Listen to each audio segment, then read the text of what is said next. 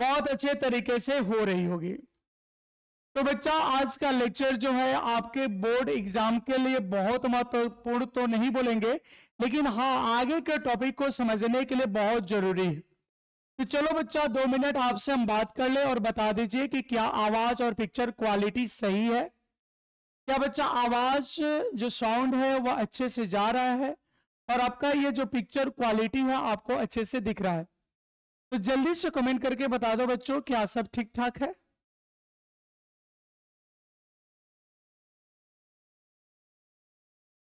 चलिए बच्चों जल्दी से बता दो सब ठीक ठाक है। चलिए सब अच्छा है, बहुत अच्छा। और बच्चा एक बात बताओ, क्या आप सभी का बोर्ड को देखते हुए, जो बोर्ड एग्जाम अब काफी करीब है बच्चा, तो क्या आप अपनी तैयारी मतलब सेल्फ स्टडी जो है क्या आप कंटिन्यू कर रहे हो? अच्छा, कितने ऐसे बच्चे हैं जो अपने सेल्फ स्टडी को कंटिन्यू रखें? जल्दी से कमेंट में कंटिन्यू लिखिए या CONT लिखिए। जो बच्चा खुद से मतलब जो सेल्फ स्टडी कर रहे हैं, जो बच्चा सेल्फ स्टडी कर रहे हैं वो लिखेंगे कंटिन्यू। ठीक है, थोड़ा हम भी जाने कौन कौन बच्चे सेल्फ स्टडी कर रहे हैं। जल्दी से कमेंट करके बताओ बच्चा, क्योंकि हम लोगों के पढ़ाने से चीजें खत्म होगी, सिलेबस कंप्लीट होगी, लेकिन बच्चा आप एग्जाम में तभी लिख पाओगे जब आप मेहनत करते हो। आपके बदले में हम तो पढ़ेंगे नहीं, हम आपको रास्ते दिखाएंगे, लेकिन चलना तो आप ही को है। तो जल्दी से कमेंट करके बताइए कितने ऐसे बच्चे हैं जो अपनी सेल्फ स्टडी को कंटिन्यू रखें। जल्दी कमेंट करो बच्चा, जल्दी जल्दी फास्ट। अभी तक एक बच्चा ने भी कमेंट नहीं किया इधर। हाँ कंटिन्यू है, चलिए बहुत अच्छा। रनावत का, प्रशांत का, बहुत अच्छा। चलिए पढ़ना है बच्चा, नहीं पढ़ोगे तो कैसे काम चलेगा? ठीक है, बिना पढ़े कुछ होने वाला नहीं है। यहां हो कहीं चले जाओ, देश के हिस्से में रहो, देश से बाहर चले जाओ, बिना एजुकेशन सब कुछ जीरो है। पढ़ना तो पड़ेगा बच्चा, बिना पढ़े कुछ होने वाला नहीं है। और कोई शॉर्टकट तरीका नहीं है पढ़ाई का बच्चा, कोई शॉर्टकट तरीका नहीं होता है। अगर इसके शॉर्टकट तरीके होते तो फिर सभी सफल हो जाते। तो आपको एक सही डायरेक्शन में मेहनत करना ही पड़ेगा, और जो बच्चा सही डायरेक्शन में मेहनत करेगा उसको सक्सेस होने से कोई नहीं रोक सकता। क्लियर? इसकी कोई शॉर्टकट नहीं है। जिस दिन आपकी तैयारी अच्छे से हो जाएगी, आपके अच्छे नंबर आना शुरू हो जाएंगे, चाहे वो कोई भी एग्जाम हो, कोई भी टेस्ट हो। ठीक है बच्चा, चलो कोई बात नहीं, नहीं पढ़ने का मन है जाइए, नुकसान आपको होगा। मेरा काम है बता देना, हम बता रहे। ठीक है बच्चा, तो चलो शुरू करते हैं आज का जो टॉपिक है बच्चा। आज हम लोग पढ़ने वाले हैं प्रतिरोध का संयोजन। आज का टॉपिक है बच्चा प्रतिरोध का संयोजन। प्रतिरोध का संयोजन आज का ये टॉपिक नेम है, प्रतिरोध का संयोजन। या बच्चा इसी को हम लोग कहते हैं प्रतिरोध का समूहन। क्या कहते हैं बच्चा? प्रतिरोध का समूहन, इसी को हम लोग कहते हैं। इसको बच्चा हम लोग कहते हैं कॉम्बिनेशन ऑफ रेजिस्टेंस। क्या कहते हैं बच्चों? इसका टॉपिक नेम है आज के क्लास का कॉम्बिनेशन ऑफ रेजिस्टेंस, या इसी को लिख सकते हो ग्रुपिंग ऑफ रेजिस्टेंस। देखो बच्चा, संयोजन और समूहन का सीधा सीधा मतलब होता है जोड़ना। जैसे मान लो कोई एक इलेक्ट्रिक सर्किट है और उसमें 10 प्रतिरोध को, 10 रेजिस्टेंस को, 10 रजिस्टर को जोड़ा गया है। तो यहां पे तुल्य प्रतिरोध का मतलब है बच्चा कि उन सबको हटा के बदले में एक ऐसा लगा दो जो सबके बराबर काम कर दे, तो उसको बच्चा हम लोग बोलते हैं तुल्य प्रतिरोध। जैसे मान लो किसी काम को 10 लोग मिलकर करते हैं, तो ये संयोजन समूहन थ्योरी कहता है कि उन 10 को एक ऐसे आदमी से बदल दो जो अकेले उतनी काम को कर दे। ठीक है बच्चा, यही करना है आपको। तो प्रतिरोध के संयोजन में होता यह है कि हम लोग 2 या 2 से अधिक प्रतिरोधों को आपस में जोड़ते हैं। दो या दो से अधिक प्रतिरोध को आपस में जोड़ते हैं। ठीक है बच्चा, तो ये डिफिनेशन हो जाएगा इसका, प्रतिरोध का संयोजन या प्रतिरोधों का संयोजन। देखो बच्चा, दो या दो से दो या दो से दो या दो से अधिक प्रतिरोधों को, दो या दो से अधिक प्रतिरोधों को, दो या दो से अधिक प्रतिरोधों को आपस में दो या दो से अधिक प्रतिरोधों को आपस में जोड़ने की क्रिया को, आपस में जोड़ने की क्रिया को, आपस में जोड़ने की क्रिया को प्रतिरोधों का, आपस में जोड़ने की क्रिया को प्रतिरोधों का संयोजन, प्रतिरोधों का संयोजन, या इसी को बच्चा हम लोग कहते हैं प्रतिरोधों का समूहन, प्रतिरोधों का संयोजन या प्रतिरोधों का समूहन कहते हैं। दो या दो से अधिक प्रतिरोधों को आपस में जोड़ने की क्रिया को प्रतिरोधों का समूहन या प्रतिरोधों का संयोजन कहते हैं। क्लियर है बच्चा? दो या दो से अधिक प्रतिरोधों को आपस में जोड़ने की क्रिया को प्रतिरोधों का संयोजन या प्रतिरोधों का समूहन कहते हैं। इतनी बात क्लियर है बच्चा? आप सभी को इतनी बात अच्छे से समझ में आ गई? दो या दो से अधिक प्रतिरोधों को आपस में जोड़ने की क्रिया को प्रतिरोधों का संयोजन कहते हैं या इसी को प्रतिरोधों का समूहन कहते हैं। तो आप जल्दी से कमेंट करके बताओ, प्रतिरोधों का संयोजन कितने प्रकार का होता है या प्रतिरोधों का संयोजन कितने प्रकार से होता है? इतनी बात तो बता सकते हो, 10th में पढ़े हो। तो चलो बच्चा जल्दी से कमेंट करके बताओ, प्रतिरोधों का संयोजन कितने प्रकार से होता है? जल्दी से बताएंगे भाई, प्रतिरोधों की संयोजन कितने प्रकार से होती है? कमेंट फास्ट करिए बच्चा, इतना तो बोल ही सकते हैं। प्रतिरोधों का संयोजन कितने प्रकार से होता है या प्रतिरोधों का संयोजन कितने प्रकार का होता है? चलिए दो, बहुत अच्छा है। प्रतिरोधों का संयोजन दो प्रकार से किया जाता है। प्रतिरोधों का संयोजन, प्रतिरोधों का संयोजन, प्रतिरोधों का संयोजन या प्रतिरोधों का समूहन भी बोल सकते हैं, दो प्रकार का होता है। प्रतिरोधों का संयोजन कितने प्रकार का होता है बच्चा? दो प्रकार का होता है। प्रतिरोधों का संयोजन दो प्रकार का होता है। कौन कौन बच्चा? तो एक नंबर है प्रतिरोधों का संयोजन दो प्रकार का होता है।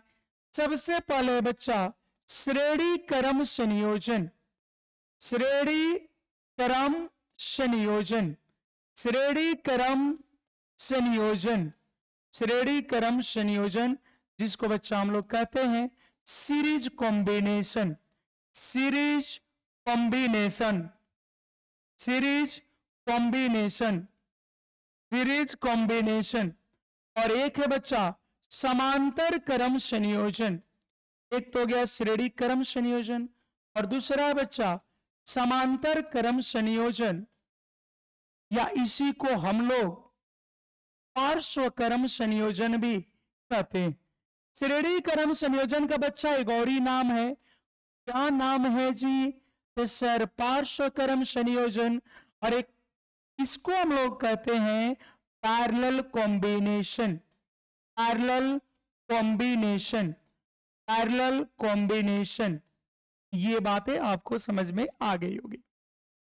बोलो बच्चा इतनी बातें क्लियर है? बिल्कुल सही, रनावत का बिल्कुल सही जवाब है श्रेणी क्रम संयोजन और समांतर क्रम संयोजन। बहुत अच्छा, एकदम मस्त खुशबू कुमारी, बहुत अच्छा। देखो छठू का यहाँ पे गलत जवाब जा रहा है, उसने लिखा एसी और डीसी। एसी मतलब प्रत्यावर्ती धारा अल्टरनेटिंग करंट, डीसी मतलब डायरेक्ट करंट मतलब डिस्ट धारा। तो बच्चा ये धारा का प्रकार हम नहीं पूछे थे, हम आपसे पूछे थे प्रतिरोधों को कितने प्रकार से जोड़ा जाता है, तो बच्चा प्रतिरोध को दो प्रकार से जोड़ा जाता है, एक है श्रेणी क्रम संयोजन और दूसरी है समांतर क्रम संयोजन। यहां तक सब क्लियर बच्चा? सब ठीक ठाक मस्त है ना आप लोग? इतनी बातें बच्चों अच्छे से समझ में आ रही है ना? एकदम मस्त है, कुछ भी टेढ़ा नहीं ना लग रहा बच्चा? जितने थ्योरी पढ़ा रहे हैं आपको इसमें से एक भी, मेरी कोशिश रहती है बच्चा कि आपको एक भी ऐसा ना हो जो टफ लगे या टेढ़ा लगे, इसकी पूरी ध्यान रखते हैं खासकर अपनी लैंग्वेज पे। ठीक है बच्चा, चलो अब चलते हैं हम लोग दूसरे कॉन्सेप्ट की ओर। मतलब हम लोग सबसे पहले पढ़ेंगे बच्चा श्रेणी क्रम संयोजन के बारे में। कौन से संयोजन के बारे में बच्चा? श्रेणी क्रम संयोजन के बारे में। तो बताओ श्रेणी क्रम संयोजन किसको कहते हैं मेरे भाई? श्रेणी क्रम संयोजन किसको कहते हैं बच्चा? श्रेणी क्रम संयोजन किसको बोलते हैं हम लोग? सीरीज कॉम्बिनेशन किसको बोलते हैं भाई? सीरीज कॉम्बिनेशन किसको बोलते हैं? तो देखो बच्चा इसमें कुछ नहीं करना, पहले इसकी फोटो देखो कैसा होता है। कर चीतर देखो बच्चा, 2 या 3 रेजिस्टेंस लेके हम लोग समझ सकते हैं। तो बच्चा अभी फिलहाल तो हम 3 रेजिस्टेंस लेकर आपको समझाने की कोशिश कर रहे हैं। 3 रेजिस्टेंस ले लेते हैं, ठीक है बच्चा। इस रेजिस्टेंस का मान हम R1 मान लेते हैं। इस रेजिस्टेंस का मान बच्चा हमने R1 मान लिया, इस रेजिस्टेंस का मान R2 और इसका बच्चा हमने लिख दिया R3। अब यहां पे बच्चा ये 3 प्रतिरोध था और यहां पर हम जोड़ देते हैं एक बाह्य परिपथ। क्या जोड़ दिया बच्चा? एक बाह्य परिपथ। और यहां पर बाह्य परिपथ का जो बच्चा जो नेट विभवांतर है, जो कुल विभवांतर है, इसको हम भी मान लेते हैं। या नेट विभवांतर को बच्चा हमने क्या मान लिया? तो बच्चा यहां पे भी मान लिया। यहां पर हमने विभवांतर को क्या मान लिया बच्चा? भी। तो जब किसी भी परिपथ से बैटरी जोड़ेंगे, जब किसी भी परिपथ से बैटरी जोड़ेंगे बच्चा, तो उससे तो धारा जाएगी। किसी भी बैटरी से जब किसी भी परिपथ से बैटरी जोड़ेंगे बच्चा, तो ये आपको पता है उच्च विभव है। हाँ सर, ये निम्न विभव है बच्चा। उच्च विभव हम लोग बोलते हैं जो धनध्रुव होता है, और ऋण विभव बोलते हैं बच्चा जो माइनस होता है। इतनी बात क्लियर है? अब उच्च विभव से बच्चा करंट निकला, कितना निकला? आई। कितना निकला बच्चा? आई। इस बिंदु को हम मान लेते हैं ए, ठीक है सर। और बच्चा इस बिंदु को मान लेते हैं हम बी। एक को हमने मान लिया ए और बच्चा दूसरे को मान लिया बी। अब बीच में और 2 पॉइंट है, एक यहां बना देते हैं, एक यहां बना देते हैं बच्चों। इस पॉइंट को मान लेते हैं सी और इस पॉइंट को मान लेते हैं डी। ऐसे हमने बांट दिया। अब बच्चा ध्यान से देखना, यहां पे ए और सी ये विभवांतर बच्चा ये अलग अलग प्रतिरोध के सिरों पे बट जाएगा, क्योंकि यहां होगा विभव पतन। प्रत्येक प्रतिरोध के सिरों पर विभव पतन होगा बच्चा। तो मान लेते हैं ए से सी के बीच में विभव पतन V1 है। बी से सी से डी के बच्चा ए से सी V1 हो गया, सी से डी को हम लोग V2 मान लेते हैं। अगर विभव पतन समझने में प्रॉब्लम आ रहा बच्चा, तो आप ऐसे समझो कि ये विभवांतर 3 हिस्सों में बटेगा। ये विभवांतर तीनों प्रतिरोध के सिरों पर बट जाएगा। ये प्रतिरोध जैसे मान लो बाबू कि एक आदमी है, एक पिता है और उस पिता के 3 बेटे, उस पिता के 3 बेटे, तो तीनों बेटों में उसकी प्रॉपर्टी बटेगी ना बच्चा। तो उसी तरह ये विभवांतर तीनों प्रतिरोध के सिरों पे बट जाता है। अब डी से बी को बच्चा हमने मान लिया V3, ठीक है बच्चा। अब आपको बताना है भाई कि श्रेणी क्रम संयोजन किसे कहता है। आप ध्यान से समझना बच्चा, ठीक है। आप आराम से इधर ध्यान दीजिएगा।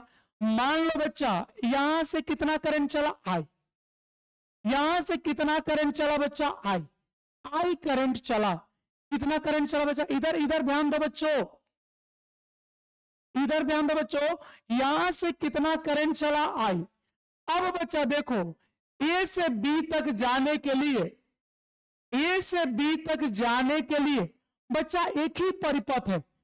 ए से बी तक जाने के लिए एक ही परिपथ है बच्चा। तो जो भी करंट जाएगा अब वो तो इसी से गुजरेगा। मतलब R1 से विद्युत धारा कितना जाएगा, I, R2 से भी कितना जाएगा, I, R3 से भी कितना जाएगा, I। तो बच्चा अब सभी प्रतिरोध से प्रवाहित धारा जो है I है, सभी प्रतिरोध से प्रवाहित धारा क्या बच्चा, I है। और फिर ये I ऐसे घूमते हुए बच्चा यहां पे आ जाएगा। हो गया, ठीक है सर, ये बच्चा I यहां आ गया। तो अब बोलो श्रेणी क्रम संयोजन किसे बोलते हैं। ये I बच्चा यहां आ गया, ये I यहां आ गया। प्रत्येक प्रतिरोध से कितनी धारा जा रही बच्चा, I। जैसे मान लो, यहां पे ध्यान दोगे बच्चा, सुनोगे। जैसे अगर हम कहें कि बच्चा आपके, या ध्यान से सुनोगे तो क्लियर हो जाएगा। बच्चा आपके गांव में, मान लो भाई आपके गांव में एक स्कूल है, आपके गांव में एक स्कूल है और आपके गांव के 20 किलोमीटर दूरी तक कोई दूसरा स्कूल नहीं है। बच्चों आपके गांव में एक स्कूल है और 20 किलोमीटर तक दूसरा कोई स्कूल नहीं है, और आपके मम्मी पापा दादा दादी सब उन्हीं गौवा में रहता है। तो बच्चा आप कहां पढ़ने जाओगे, एक ही ऑप्शन है, कहां पढ़ने जाओगे, गौवा वाला स्कूल में। कहां तक पढ़ने जाओगे बच्चा, तो गौवा वाला स्कूल में, क्योंकि आपके पास तो कोई ऑप्शन है ही नहीं। बात समझ रहे बच्चा, कोई ऑप्शन नहीं है, एक ही ऑप्शन है। आपके गांव में एक स्कूल और 20 किलोमीटर तक कोई स्कूल नहीं। एग्जाम्पल ले रहे बच्चा, ऐसे तो आजकल हर 2 किलोमीटर 3 किलोमीटर पे स्कूल है, लेकिन अगर 20 किलोमीटर तक कोई स्कूल नहीं है तो आपकी मजबूरी होगी कि आप वहीं पढ़े। इतनी बातें क्लियर है। तो बच्चा यहां से I करंट चला, तो अब इसको जाने के लिए कोई परिपथ ही नहीं है। अब ये जब A तक पहुंचा तो A से B तक जाने के लिए एक सिंगल परिपथ है। A से B तक जाने के लिए बच्चा सिंगल परिपथ है। तो R1 से भी विद्युत धारा I जाएगा, R2 से भी I जाएगा, R3 से भी I जाएगा। ठीक है बच्चा, सबसे कितना धारा जाएगा, I। तो इसको कैसे बोलेंगे, मतलब I का मान एक तरह से क्या हो गया बच्चा, प्रत्येक प्रतिरोध से प्रवाहित धारा का मान क्या है, I।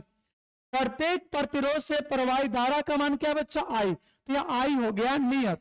ठीक है, अब श्रेणी क्रम संयोजन किसे कहते हैं बच्चा, तो यहां पे बोलेंगे प्रतिरोधों, श्रेणी क्रम संयोजन किसे कहते हैं बच्चा, तो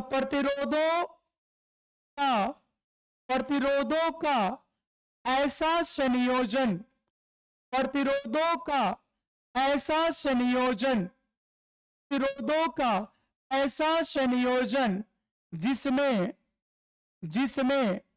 प्रत्येक प्रतिरोध से, जिसमें प्रत्येक प्रतिरोध से, जिसमें प्रत्येक प्रतिरोध से प्रवाहित, जिसमें प्रत्येक प्रतिरोध से प्रवाहित विद्युत धारा, प्रत्येक प्रतिरोध से प्रवाहित विद्युत धारा का मान नियत हो। जिसमें प्रत्येक प्रतिरोध से प्रवाहित विद्युत धारा का मान नियत हो। तो ऐसे संयोजन को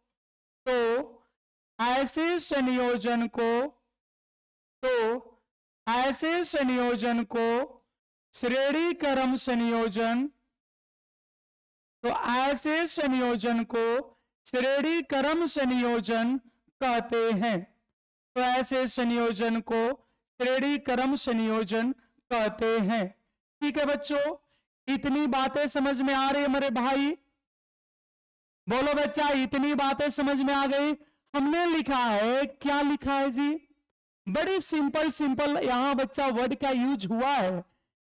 अब इससे आसान आपको वर्ड नहीं मिलने वाला है, यहां नहीं तो कहीं नहीं, सबका विकास यही होगा। ठीक है बच्चा। हाँ ठीक है, बहुत अच्छा। प्रतिरोधों का ऐसा संयोजन जिसमें प्रत्येक प्रतिरोध से प्रवाहित विद्युत धारा का मान नियत हो, जिसमें प्रत्येक प्रतिरोध से प्रवाहित विद्युत धारा का मान नियत हो। तो ऐसे संयोजन को बच्चा प्रत्येक विद्युत धारा प्रत्येक प्रतिरोध से प्रवाहित विद्युत धारा का मान क्या बच्चा नियत हो, तो ऐसे संयोजन को श्रेणी क्रम संयोजन कहते हैं। उम्मीद करते बच्चा इतनी बातें समझ में आ गई होगी, आप सभी को आ गया होगा बच्चा। जी सर बहुत अच्छा, आप बहुत तेज हो बच्चों, बड़ी जल्दी जल्दी समझ जाते हो, है ना। आप सब बहुत फास्ट समझ जाते हो बच्चा, है ना। आप सभी होनहार बच्चे हो, केवल मेहनत नहीं करते हो। मेहनत करोगे ना एकदम चीर फाड़ दोगे, लेकिन बात है कि मेहनत करोगे तब ना, मेहनत करने को तो मन करता नहीं है। अब देखो बच्चा यहां पे हम निकाल देते हैं तुल्य प्रतिरोध, तुल्य प्रतिरोध, तुल्य प्रतिरोध मतलब ये तीनों को हटा के एगो कैसे लगेगा, उसको बच्चा हम लोग कहते हैं इक्विवेलेंट रेजिस्टेंस। तुल्य प्रतिरोध को क्या कहते हैं बच्चा, तो इक्विवेलेंट रेजिस्टेंस। तुल्य प्रतिरोध को क्या कहते हैं बच्चों, इक्विवेलेंट रेजिस्टेंस। ध्यान देना, इसके सिरों पर विभवांतर कितना बच्चा V1, R2 के सिरों पर कितना बच्चा V3, R3 के सिरों पर क्या बच्चा V3, एक के सिरों पर V1 V2 V3। तो देखो बच्चा यदि यहां पर ध्यान देंगे, यदि तीनों प्रतिरोध हो, यदि तीनों प्रतिरोध हो, यदि तीनों प्रतिरोध हो के सिरों पर, यदि तीनों प्रतिरोधों के सिरों पर विभवांतर क्रमशः, विभवांतर क्रमशः, विभवांतर क्रमशः क्या है बच्चा, तीनों प्रतिरोधों के सिरों पर विभवांतर क्रमशः। हाँ मेहनत नहीं करता बच्चा, मोहित ठीक बोल रहा, अगर मेहनत कर देना तो एकदम गर्रा हो जाए। देखो बादल कैसे, बादल एकदम खटाक से बोल दिया, वो भी एकदम सही बोल दिया। तो मेहनत नहीं करता है, मेहनत करता ना गर्दा हो जाता है, एकदम बरसात में धूल उड़ा देते आप लोग, लेकिन मेहनत करोगे नहीं, ये तो पता है। और जो बच्चा मेहनत नहीं करेगा उसको पता है ना क्या होता है, ये मेहनत नहीं करने वालों के साथ हमेशा बुरा होता है। अब तो चुनाव का सीजन है, देखे होंगे लखीसराय में क्या क्या हुआ है, देखे ना बच्चा। तो जो मेहनत करेगा उसको रिस्पेक्ट हर जगह मिलेगा, और जो खाली नहीं मेहनत करेगा, बकौती करेगा, और दिक्कत कहीं भी हो जाएगा, चाहे आपकी पोस्ट चाहे जो कुछ भी हो। यदि तीनों प्रतिरोधों के सिरों पर विभवांतर क्रमशः V1, V2 और V3, यदि तीनों प्रतिरोधों के सिरों पर विभवांतर क्रमशः V1, V2 और V3 है, तो संयोजन का कुल विभवांतर होगा, तो संयोजन का कुल विभवांतर होगा, तो संयोजन का कुल विभवांतर होगा। अब देखो बच्चा हम बोले थे ना कि एक पिता की 3 बेटे हैं, तो प्रॉपर्टी तीनों में बांट देंगे, तो ये वाला ना भी 3 जगह बटा, V1 plus V2 plus V3। तो बच्चा तीनों लड़कों के प्रॉपर्टी को जोड़ देंगे तो फिर से पापा वाला प्रॉपर्टी आ जाएगा। कहोगे हाँ सर, तो बच्चा ये तीनों को जोड़ेंगे तो क्या मिलेगा V, तो हमारा हो गया यहाँ पे V बराबर V1 plus V2 plus V3। ठीक है भाई। अब देखो ओम के नियम से, चाचा जी फिर से आ गए ओम चाचा। अब ओम के नियम से, एक नियम से बच्चा, अब ओम के नियम से, अब ओम के नियम से, किसके नियम से भाई, ओम के नियम से, ओम के नियम से बोला जाए, ओम के नियम से V बराबर कितना होता है बच्चा, IR होता है। V बराबर कितना होता है भाई, तो कहोगे सर V बराबर तो IR होता है। बच्चों ओम के नियम से V बराबर कितना होता है भाई, ओम के नियम से V बराबर कितना होता है, ये बात तो याद रखोगे। ओम के नियम से V बराबर कितना होता है बच्चा, तो V बराबर IR होता है। और एक बात और याद रखना बच्चा, इसमें विद्युत धारा का मान नियत रखना है, सब बदलता हूं लेकिन विद्युत धारा ना बदलता हूं। हाँ गाढ़ा हो जाएगा बच्चा एकदम, इतनी बात क्लियर है, इसमें सब बदलेगा लेकिन धारा नहीं बदलेगा। क्यों? क्योंकि धारा क्या माने बच्चा? नियत। अब देखो बच्चा, इस बी के जगह पे हमने लिख दिया आई आर, इस बी के जगह पे हमने बच्चा लिख दिया, क्या लिख दिया बच्चा? I R. अब ये V1 है बच्चा, तो V1 है तो यहां क्या हो जाएगा? ये आई गया, जाने वाला करंट तो आई इंटू R2, यही हो जाएगा V2। V1 लिखना है तो आई और इंटू R1, ये हो जाएगा V1। तो बच्चा हो जाएगा यहाँ पे आई R1। अब आपके खुरपाती दिमाग में आ रहा होगा बच्चा कि सर I1 कहां नहीं लिखे? तो बच्चा I1 इसलिए नहीं लिखे क्योंकि I क्या है? नियत। I क्या बच्चा? नियत। प्रत्येक प्रतिरोध से धारा कितना जा रहा? I। आपको समझ में आई? आपको समझ में आई? काहे लिख रहे हैं आई? अरे बोलो ना भाई, आपको समझ में आई? क्यों लिख रहे हैं आई? क्योंकि आई जो है नियत है, विद्युत धारा नियत है। अब V2 के बदले में हो जाएगा बच्चा I इंटू R2, V3 के बदले में हो जाएगा बच्चा I इंटू R3। अब यहां भाई हो गया IR, ठीक है सर। यहां I कॉमन कर लो भाई, तो हो गया R1 plus R2 plus R3। बोलो हाँ या नहीं? इतना तो बात हो गया बच्चा। अब इसमें से कमेंट कर लो, क्या जी? आई कमेंट नहीं, कॉमन कर लो। आई बच्चा कॉमन कर ले तो आई से आई तो कट गया, आई से आई क्या हो गया बच्चा? कट गया। यहाँ पे आई से आई क्या हो गया बच्चा? कट गया। आई से आई तो कट गया, ठीक है सर। आई से आई क्या हो गया बच्चा? कट गया। यहाँ आई से आई कट गया। ये था बच्चा आपका आई आर, और यहां था आई into R1 plus R2 plus R3। तो बच्चा इसमें से अगर हम आई से आई काट दे तो अब हमारा जो रिजल्ट बच गया बच्चा वो क्या हो गया? तो अब रह गया हम लोग का रिजल्ट R बराबर R1 plus R2 plus R3। इस तरीके से बच्चा ये हम लोगों का रिजल्ट हो गया। बोलो इतनी बातें बच्चों समझ में आ गई? यहां तक बच्चा क्लियर है आप सभी को? बोलो भाई यहां तक सब ठीक ठाक ना? यहां तक एकदम अच्छे से समझ में आया ना? छट्टू पाल बिल्कुल सही, ठीक है बच्चा। अब देखो यहां पे थोड़ा सा इसको आगे बढ़ा लेते। ये तो 3 प्रतिरोध के लिए पड़े, मान लो 3 से ज्यादा प्रतिरोध हो बच्चा। अगर हम कहें यहां पे यदि यदि n प्रतिरोध यदि n प्रतिरोध श्रेणी क्रम में यदि n प्रतिरोध श्रेणी क्रम में जोड़ा गया हो, यदि n प्रतिरोध श्रेणी क्रम में जोड़ा गया हो, तो बोलो बच्चा अब ये फॉर्मूला कहां तक जाएगी? यदि n प्रतिरोध श्रेणी क्रम में जोड़ा गया हो तो अब ये फॉर्मूला चल जाएगी R equal to R1 plus R2 plus R3 plus dot dot dot plus RN। बोलो बच्चा हाँ या नहीं? यहां तक तो चल ही जाएगा। बोलो भाई यहां तक बातें क्लियर है ना? यहां तक सब समझ में आ रहा है ना? चलो अब यहां पर जहां ये R क्या है बच्चा? तो यहां R जो है, R क्या है भाई? तो श्रेणी क्रम संयोजन में R जो है भाई, श्रेणी क्रम संयोजन में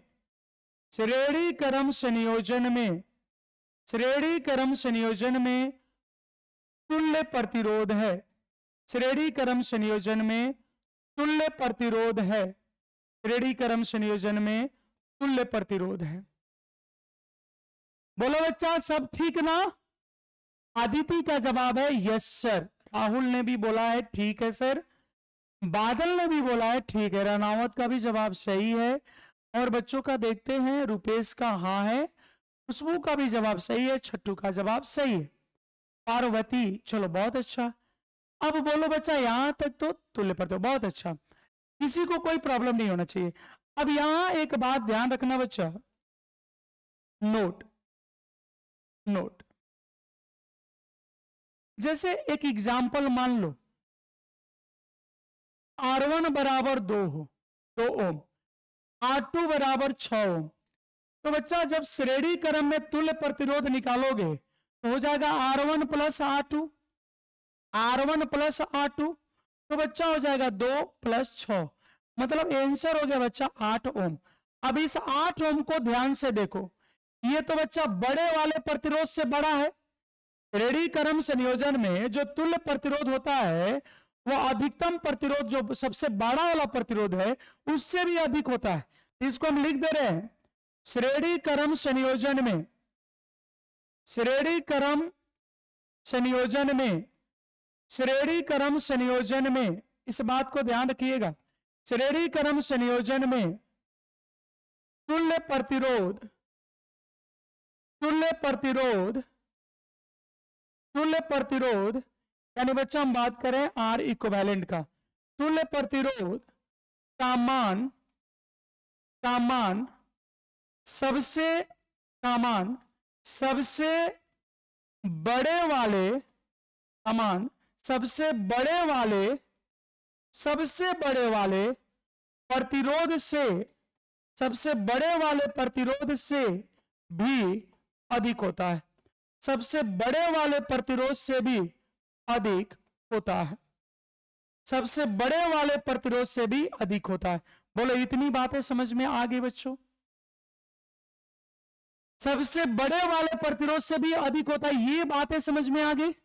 हाँ, हमने क्वेश्चन नहीं दिया था, ये हमने नहीं दिया था कि आंसर 8 ओम होगा, हमने बस इतना समझाने की कोशिश किया है कि जो श्रेणी क्रम में, जो श्रेणी क्रम संयोजन में जो तुल्य प्रतिरोध होता है वह सबसे बड़े वाले प्रतिरोध से भी बड़ा होता है।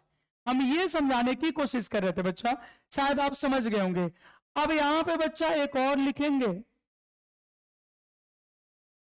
यदि, यदि n समान प्रतिरोध, यदि n समान प्रतिरोध, यदि n समान प्रतिरोध, मान लो सभी को हमने क्या मान लिया R, यदि n समान प्रतिरोध श्रेणी क्रम में, यदि n समान प्रतिरोध श्रेणी क्रम में जुड़े हो, यदि n समान प्रतिरोध श्रेणी क्रम में जुड़े हो तो तुल्य प्रतिरोध, तो तुल्य प्रतिरोध यदि n समान प्रतिरोध, देखो क्या करे, मान लो R R R R R कितना बार बोले, अगर R R R बहुत बार दिया हो बच्चा और तब तुल्य प्रतिरोध निकालना होगा तो वहां एक फॉर्मूला आता है, थोड़ा सा ध्यान दोगे तो बातें क्लियर हो जाएगी। यदि n समान प्रतिरोध यानी सबका मान मान लिया R श्रेणी क्रम में जुड़े हो तो तुल्य प्रतिरोध यानी R इक्विवेलेंट होगा। अब देखो बच्चों कितना होना चाहिए, तो आप लिखोगे बच्चा R इक्विवेलेंट बराबर R श्रेणी क्रम में plus R plus R plus dot dot dot dot, कितने पद तक जाओगे बच्चों? n पद तक, क्योंकि अगर 4 को जोड़ना होता है ना बच्चा तो हम लिखते हैं R plus R plus R plus R, अगर 5 6 लिखना होता है बच्चा तो हम लिखते हैं R plus R plus R plus R plus R plus R, ऐसे लिख देते। तो हमको n पद तक लिख देना है। अब अगर 2 R को जोड़ना हो बच्चा तो 2R, अगर 3 R को जोड़ना हो तो 3R, अगर 4 R को जोड़ना है तो 4R। तो बच्चा अगर n तक जोड़ना हो तो R इक्विवेलेंट का मान हो जाएगा NR। कितना हो जाएगा बच्चा? NR। कितना हो गया भाई? NR। बोलो इतनी बातें समझ में आ गई? बोलो भाई यहां तक सब क्लियर है? श्रेणी क्रम संयोजन जल्दी से बताओ अदिति, इंडियन रनावत। बच्चा यहां तक सब क्लियर है? एक छोटा सा प्यारा सा कमेंट बच्चा हम अपने लिए भी चाहेंगे, क्या आप बताओगे कि सब अच्छे से समझ में आता है? क्या हम आपको अच्छे से समझा पाते हैं? क्या बेहतर तरीके से समझा पाते हैं बच्चा? क्या हम आप सभी को बेहतर तरीके से समझा पाते हैं?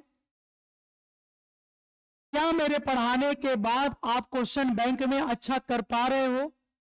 बच्चा जो चैप्टर हम पढ़ा दे रहे हैं क्या उस चैप्टर में आप अच्छा कर पा रहे हो? जल्दी से बोलो हाँ या नहीं। अगर हम कोई चैप्टर पढ़ा दे तो क्या आप उस चैप्टर को अच्छे से कर ले रहे हो क्वेश्चन बैंक का? क्या उम्मीद करें? मैक्सिमम अगर बच्चा सही टाइम पे हम आपको सिलेबस दे दे तो आप मैक्सिमम कितने नंबर तक जा सकते हो? सब कहते हैं ना कि अब की बार 95 पार। तो बच्चा आप बताओ, मेरे पढ़ाने से आपका 95 थोड़ी आएगा। हम तो बोले हम तो मार्गदर्शक है, हम तो आपको बस बताएंगे कि ये चीज ऐसे होती है, ये चीज ऐसी होती है, पढ़ना तो आपको है। तो आप कितने तक जा सकते हो? आपको क्या लगता है, आपकी टारगेट क्या है बच्चा? क्या आपकी बार 95 पार है? बोलो बच्चों, क्या आप 98? ना, क्या बात है बच्चा, कॉन्फिडेंस तो अच्छा है, बहुत अच्छा है, अच्छा रखना चाहिए। ठीक है, मौसम का थोड़ा सा अच्छा नहीं दिख रहा है, मौसम बदलते हुए दिख रहा है।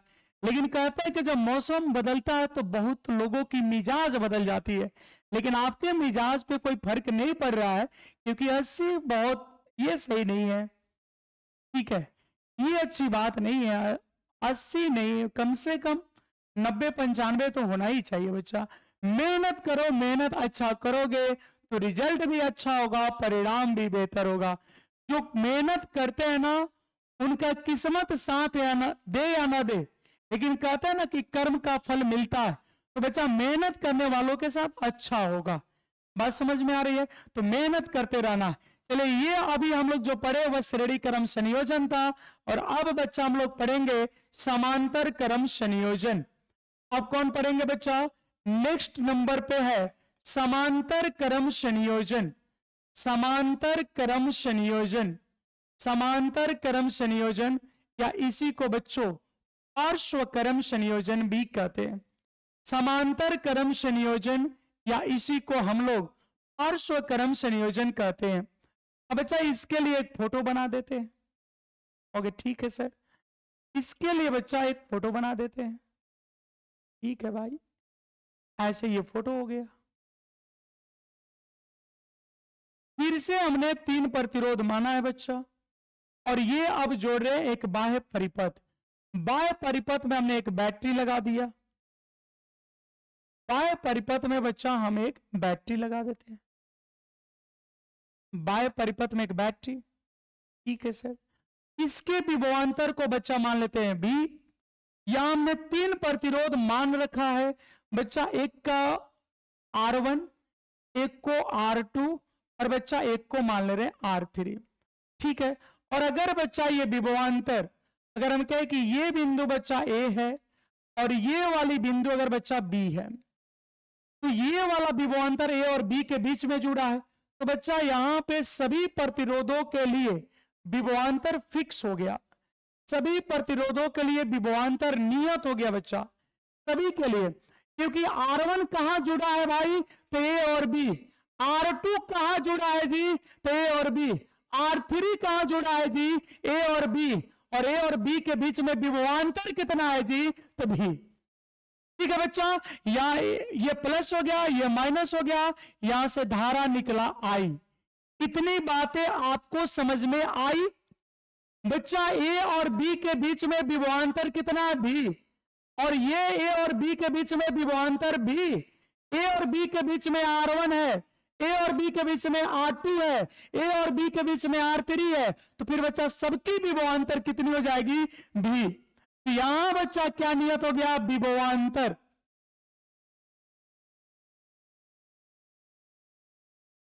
ठीक है, एकदम लड़ेगा बच्चा, वो हम अपनी अनुभव आपको दे रहे हैं। ठीक है, ये मेरा आपसे अगर बोले, सच बोले बच्चा, तो ऑनलाइन का मेरा जो क्या बोले एक्सपीरियंस बोले, वो ज्यादा दिनों का नहीं है, लेकिन बच्चा ऑफलाइन 15 सालों का 15 प्लस एक्सपीरियंस है। तो आपके लिए बेहतर होगा, बशर्ते आपको मेहनत करनी है। ठीक है, क्वेश्चन बाहर नहीं जाएंगे, इतना ये मान के पढ़ो और अच्छे से याद कर लो। ठीक है, एकदम दावे के साथ करें, बाहर नहीं जाएंगे। हम इससे कम भी पढ़ाएंगे तो बाहर नहीं जाएंगे, लेकिन कुछ जानकारी भी तो होना चाहिए ना। अब केवल वही मेन चीजें नहीं, अब करंट में 500 चीजें मेन है, तो केवल वही नहीं बच्चा, कुछ जानकारी भी क्रैश कोर्स के माध्यम से भी हम दे दे रहे आपको। अब बच्चा यहां से करंट तो आई चला, अब यहां आई 3 हिस्सों में बट गया बच्चा, मान लो इस वाले भाग से I1 करंट गया, ठीक है सर। मान लो इस भाग से I2 करंट गया, ठीक है सर, और इस वाले भाग से I3 करंट गया। तो मेरे कहने का मतलब यह है कि यही वाला I 3 हिस्सों में बटा है, ये वाला I बचा कितने हिस्सों में बट गया, 3, I1 plus I2 plus I3। तो एक बात समझिए, इसमें क्या नियत है बच्चा, तो विभवांतर। इसमें क्या नियत है भाई, तो विभवांतर, ठीक है। हाँ बिल्कुल भरोसा करिए, आपके भरोसे को तोड़ेंगे नहीं हम, क्योंकि बच्चा क्या है ना कि किसी के भरोसे को, किसी के दिल को नहीं तोड़ना चाहिए, किसी के भरोसे को, किसी के दिल को नहीं तोड़ना चाहिए, क्योंकि दिल तोड़ने में मजा नहीं आता है। अगर तोड़ना है ना बच्चा, तो किसी के गुरूर को तोड़ा जाता है, उसमें बड़ी सुकून और मजा आता है। बात समझ में आ रही है? तो आपके भरोसे को हम नहीं तोड़ेंगे, वैसे भी नहीं तोड़ेंगे। तो चलो बच्चा यहां पर देखते हैं समांतर क्रम संयोजन किसे कहते हैं। प्रतिरोधों का ऐसा संयोजन, प्रतिरोधों का ऐसा संयोजन, प्रतिरोधों का ऐसा संयोजन कैसा जी, जिसमें प्रत्येक प्रतिरोधों के सिरों पर, जिसमें प्रत्येक प्रतिरोधों के सिरों पर, प्रत्येक प्रतिरोधों के सिरों पर आरोपित विभवांतर, प्रत्येक प्रतिरोधों के सिरों पर आरोपित विभवांतर का मान, आरोपित विभवांतर का मान नियत हो, आरोपित विभवांतर का मान नियत हो। तो ऐसे संयोजन, तो ऐसे संयोजन को समांतर क्रम संयोजन, तो ऐसे संयोजन को समांतर क्रम संयोजन या इसी को पार्श्व क्रम संयोजन कहते हैं। बोलो बच्चा, डिफिनेशन में किसी को कोई प्रॉब्लम रहा क्या? तो इसमें क्या नियत है बच्चा? इसमें विभवांतर नियत होता है। इसमें बच्चा क्या नियत है? तो इसमें विभवांतर नियत होता है। इसमें बच्चा क्या नियत है? तो इसमें विभवांतर नियत होता है। बोलो इतनी बातें समझ में आ गई बच्चा? प्रतिरोधों का ऐसा संयोजन जिसमें प्रतिरोधों के सिरों पर आरोपित विभवांतर का मान नियत हो, तो ऐसे संयोजन को समांतर क्रम संयोजन कहते हैं। बोलो बच्चा, सब ठीक ठाक? यहां तक डिफिनेशन अच्छे से समझ में आ गया?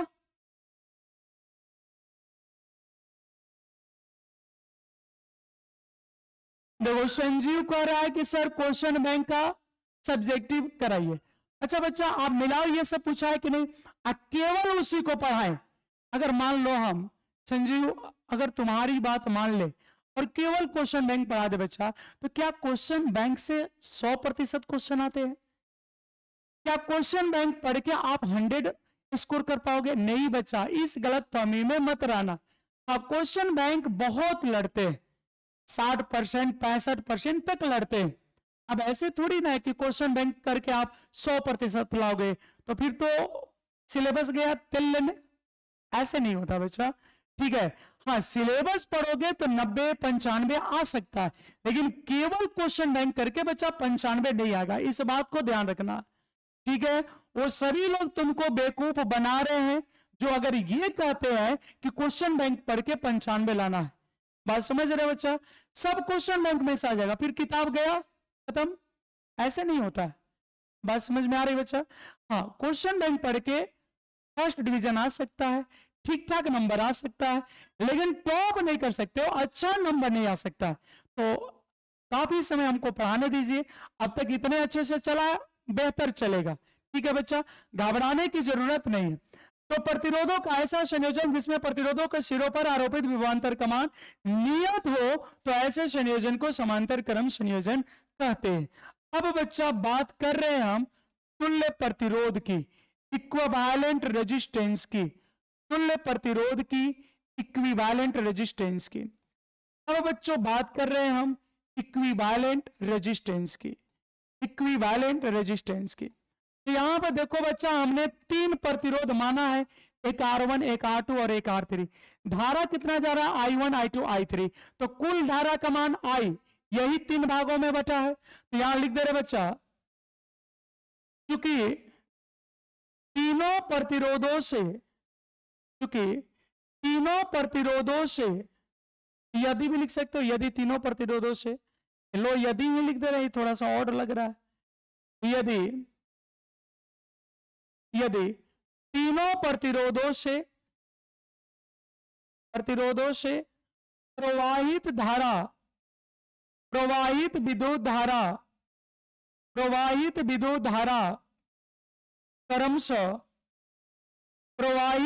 धारा क्रमशः I1,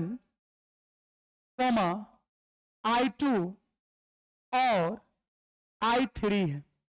I1, I2 और I3 है। तो संयोजन से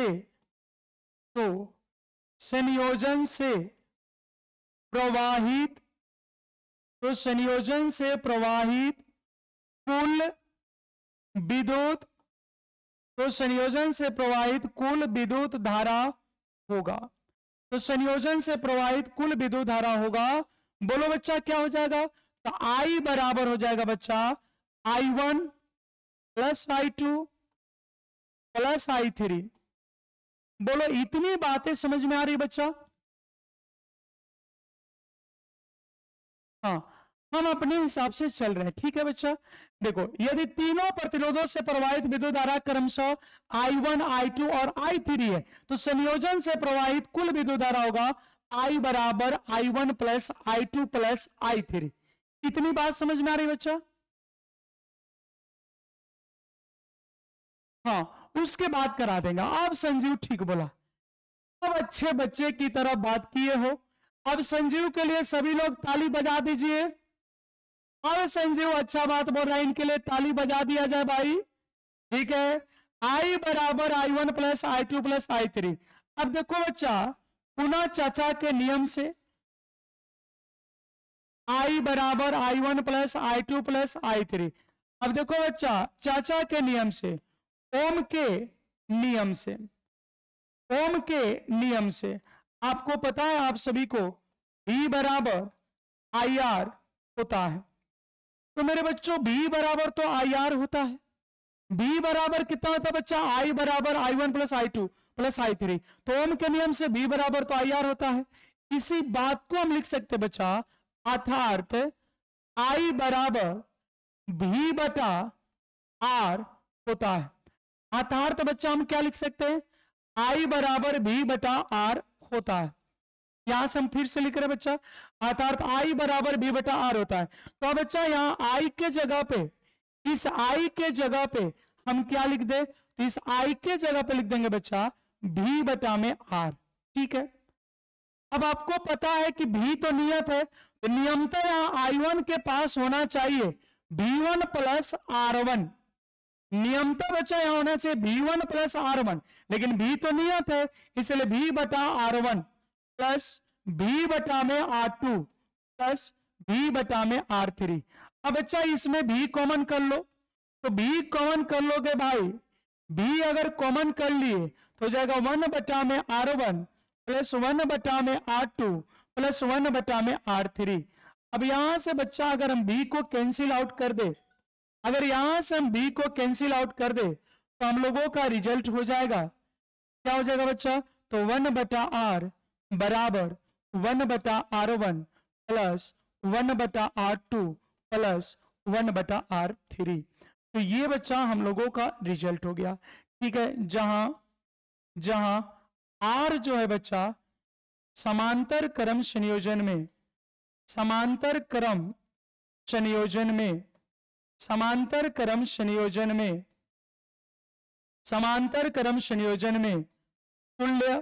प्रतिरोध है, समांतर क्रम संयोजन में तुल्य प्रतिरोध है।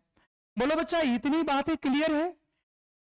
क्या समांतर क्रम संयोजन पूरी तरह से समझ में आ गया बच्चा? देखो, आपके लिए ताली भी बज गया, पार्वती के तरफ से, लकी के तरफ से, अदिति के तरफ से, ठीक है बच्चा। चलो आज तो हीरो हो गया संजीव, है ना, उसके लिए ताली भी बज गया। बोलो बच्चा, इतनी बात है क्लियर। अब देखो बच्चा यहां पे,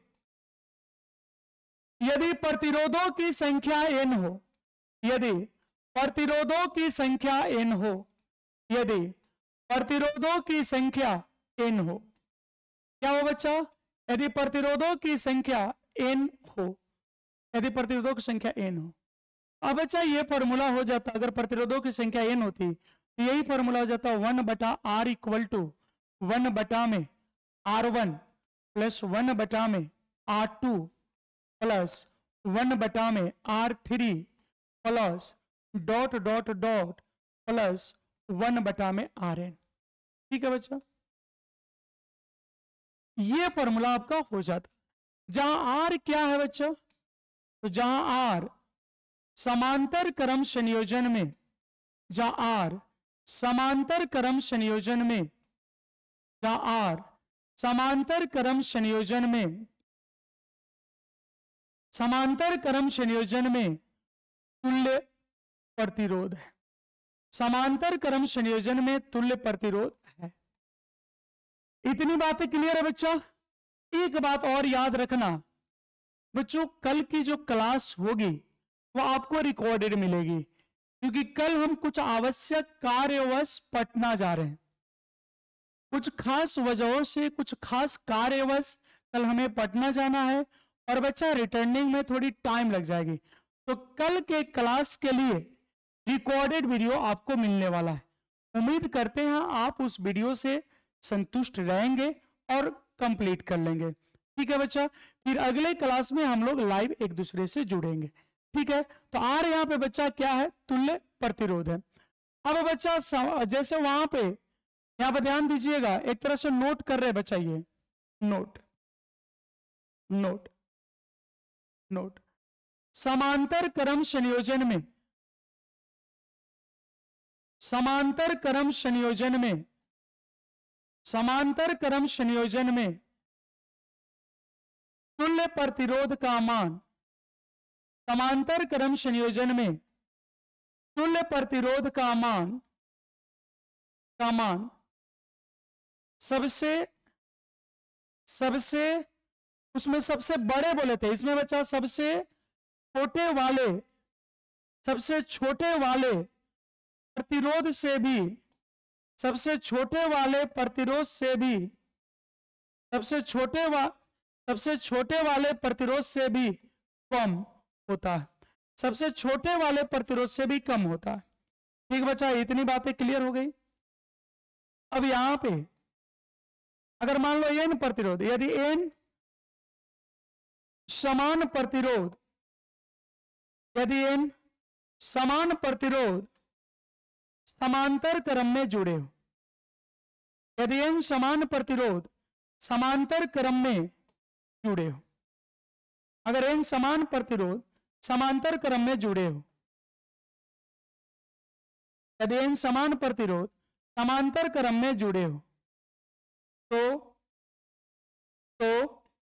तुल्य प्रतिरोध, तो तुल्य प्रतिरोध होगा। कैसे होगा बच्चा, तुल्य प्रतिरोध कैसे होगा, यहां हो जाएगा बच्चा, इसके लिए हो जाएगा, इसके लिए बच्चा हो जाएगा, पहले इसको देख लेते, थोड़ा सा छोटा करके इधर उधर उधर उधर इधर उधर उधर उधर कर देते हैं। ठीक है, अब बच्चा यहां पे अगर हम बात करें, यहां पे अगर इसकी बात करें हम, तो क्या हो जाएगा, तब हो जाएगा बच्चा 1/r equivalent equal to 1/r plus 1/r plus 1/r plus कितने पद तक, तो n पद तक। बोलो बच्चा, इतनी बातें क्लियर है। हाँ ठीक है, देखो बादल ने सही जवाब दे दिया, कल सुबह नहीं रहेंगे कल 4 बजे, मतलब मॉर्निंग में जब सूर्योदय नहीं हुआ होगा बच्चा, तभी निकल जाना है हमको। ठीक है, तो एक दिन रिकॉर्डेड देख लो ना क्या हो जाएगा। कौन सा कहे कि एक दिन रिकॉर्डेड पढ़ लेने से आपको आंधी आ जाएगा, तूफान आ जाएगा, ऐसा कुछ थोड़ी नहीं होगा। मौसम तो तुरंत मौसम की तरह बदल जा रहे हो, ऐसे नहीं होता, थोड़ा बहुत सामने वाले की भी मजबूरी को समझना चाहिए। देखो बच्चा ये हो जाएगा, अगर 2 जोड़ते तो 2/r, 3 जोड़ते तो 3/r, तो बच्चा n टर्म तक है, तो ये आंसर हो जाएगा आपका 1/r इक्विवेलेंट बराबर n/r। तो जब इसी को बच्चा हम r इक्विवेलेंट लिखेंगे तो यही हमारा फॉर्मूला हो जाएगा r/n। ये वाली फॉर्मूला हो जाएगी, ये वाली फॉर्मूला हो जाएगी बच्चा, r इक्विवेलेंट बराबर ये हमारा फॉर्मूला हो गया। ठीक है, जहां r क्या है बच्चा, जहां r क्या है, r इक्विवेलेंट क्या है, तो जहां बच्चा r इक्विवेलेंट जो है वो तुल्य प्रतिरोध है। क्या है, तो भी कौन संयोजन के यहाँ पे समांतर क्रम संयोजन, तुल्य प्रतिरोध है। ठीक है बच्चों, नहीं छुट्टी नहीं देंगे, कल के लिए एक वीडियो देंगे, आपको करना पड़ेगा, करके देखो ना, वैसे भी वो सही समझ में आएगा। क्या रिकॉर्डेड वीडियो से आपको समझ में नहीं आता है? क्या प्रॉब्लम है आप लोग को? क्या रिकॉर्डेड वीडियो समझ में नहीं आता है?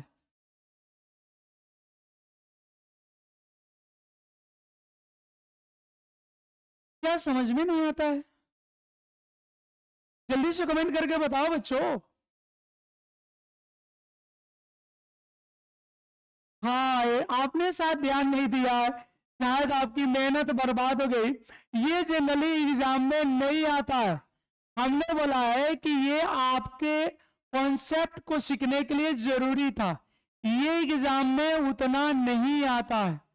ठीक है, एक बार पूछा है, हाँ शॉर्ट में पूछ लिए जाते हैं तो शॉर्ट में लिख लेना, लॉन्ग पूछेगा तो बच्चा क्या इसमें ये सब छोड़ देना, नोट वगैरह जो लिखवा है ये सब छोड़ देना, नोट वाला छोड़ देना बच्चा, ऐसे लिख देना।